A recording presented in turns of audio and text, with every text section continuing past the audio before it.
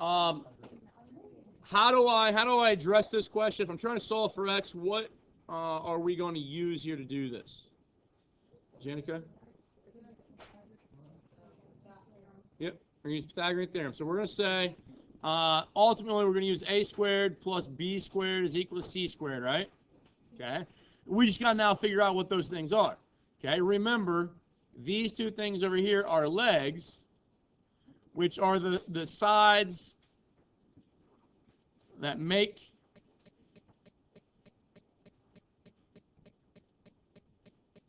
the right angle. Okay. I get a lot of people to kind of haphazardly just choose A and B as two of the three sides. Sometimes you get it right, sometimes you get it wrong. It's because we're choosing the wrong things to be legs. Okay. And for some reason, people want to use this side here to be the leg, and I don't know why. Remember, across from the right angle is always the hypotenuse. So if I can decide that, if I can find what the hypotenuse is first, it defaults everything else to being legs. So 11 is a leg. I'll square that. X is a leg. I'll square that. Now the hypotenuse, how do I write what the hypotenuse is? Good. Okay. Evaluating this, I get 121 plus x squared. I'm going to do a little bit of side algebra here to help us realize that when we have, a plus b, whatever a is and whatever b is, and we're going to square that. So right now, my a over here would be x, and my b would be 9. Does that make sense?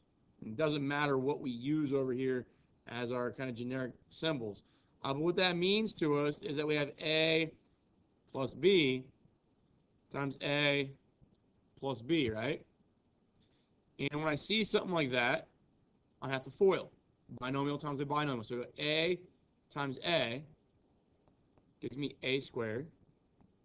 Okay. Outside times outside gives me a times b. So I write that as ab. Inside times inside gives me ba. I can also write that using the commutative property as ab. And then last times last gives me b times b, which would be b squared, right? How many ab's do you have here? 2.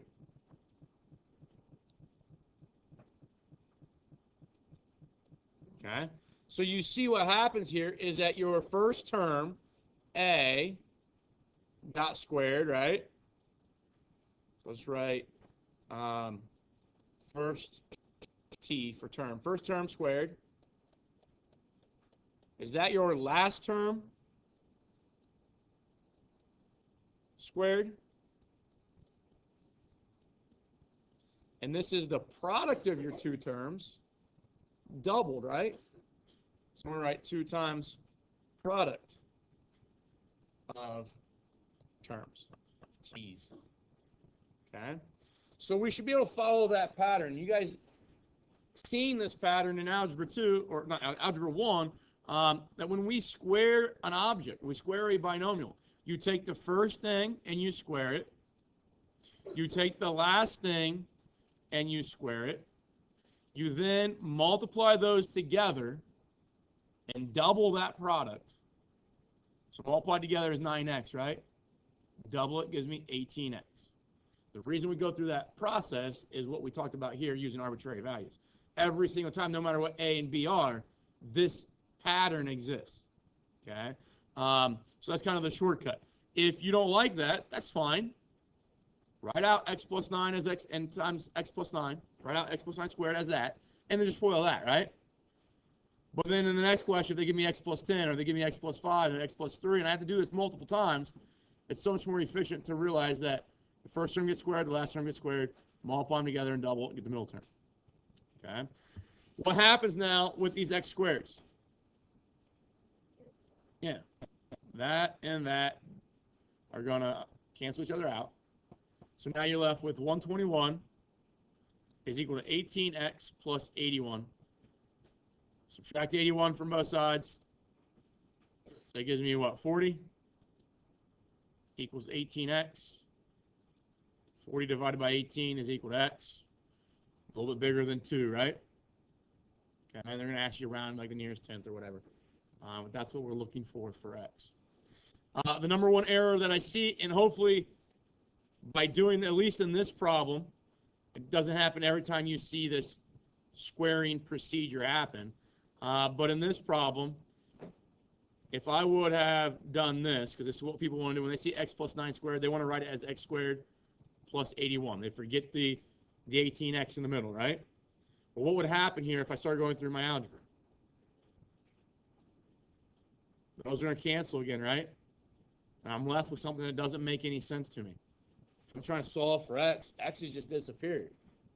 What do I do? And even further than that, that gives me a false statement, okay?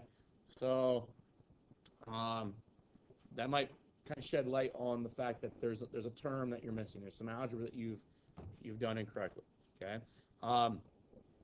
This idea of a plus b squared equaling a squared plus 2ab plus b squared, I don't know if I said it yesterday, but that's one of the main Algebra 1 concepts that any creator of a standardized test beyond Algebra 1 will try to get you to falter on. They're going to try to get you screwed up on that because people want to go a squared plus b squared, and that be the answer. Okay? Because we are so ingrained in multiplication, like ab squared, that is a squared b squared. So people want to write that a plus b is then just a squared plus b squared. Well, it's not. And if you ever question this, choose some numbers, okay? Choose some numbers. If I take 2 plus 3 and square that, okay, you guys know that's 5 squared, right? So it'd be 25. Okay, so this should equate to 25. But if I write it as 2 squared plus 3 squared, what's 2 squared? 4. What's 3 squared? 9. Is that 25? No. So that tells me that this is not true. Okay? And those are the things about algebra. If you're unsure, throw in some numbers because you're probably a little bit more confident and more able to understand what steps to do when they're numbers than in regards to them just being variables. And you can make an argument. Well, that's not true, so this couldn't have been a valid process. Okay? So that was question 4. I think this is question 2. A lot of stuff going on here. Last class we did this question, and we wrote down all the chapters, the information that we needed came from. There's like 3 or 4 chapters of information that you have to address to be able to satisfy this. But the first thing I think you should know is what they tell you in the directions, is that is a tangent line, right? Okay. If that's a tangent line, what's that thing right there? A radius. And what did we talk about yesterday? When a tangent line and a radius meet at the endpoint of the radius. They're perpendicular. So there is a right angle right there. Okay. Now I'm going to actually make this picture a lot bigger because it just makes it easier to see. Maybe. There we go.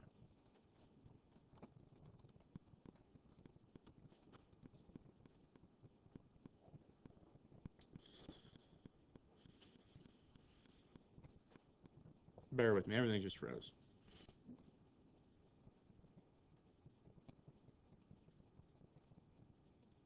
All right. So what we just figured out is that angle right there is a 90-degree angle. We already know that is 64, right? So what does that make that right there? 26, okay? 90 minus 64, right? So that purple angle, 26 degrees, okay?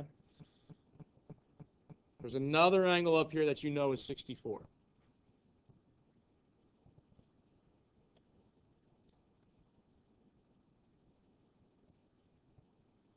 I'm going to This is where the other chapters of information should come kind of into play. What kind of triangle is that? Isosceles. Because this is a radius, right? And this is a radius, right? And they're radii from the same circle, so that tells us that those two distances are equal, making this an isosceles triangle. Therefore, if this angle up here is 64, what do you know that one to be? 64. Okay. Now, if that's 64, what is that angle right there? Or how can I find that angle? 180 minus 64. So that becomes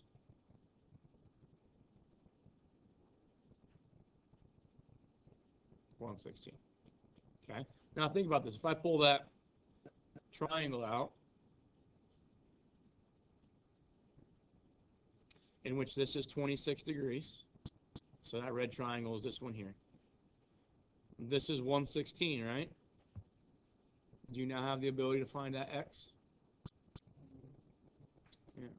It's going to be 180 minus 116 minus 26, right? Okay. I do think some people might have missed this question or confused this question, at least maybe on their first attempt,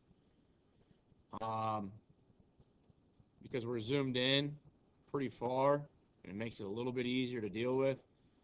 But when it's kind of that size, people always question, is this angle where my cursor is x, or is this angle over here x? They just do a really bad job. I think they should probably do something like this. Put a marking in there and say that's x, or an arrow or something to tell us that maybe do that. Okay, but that angle there is x. Does that help? All right. And that's kind of what's going to happen in the rest of this chapter, guys, is that we're going to see a lot of things where we got to piece things together from other chapters, recognize relationships about certain triangles, using a lot of supplementary concepts, a lot of complementary concepts. And that happens here as well. Okay. They tell you in the directions that I didn't cut out, but that's a tangent, and so is that. Making this a radius, or it doesn't make it a radius, but that is a radius, and so is that, right? And that's the end point of the radius. When the radius and the tangent meet at that point, how do they meet? Perpendicular. So that's a right angle, and that's a right angle, correct? Okay. So now what you could ultimately do, if you wanted to, is just redraw this picture without the circle.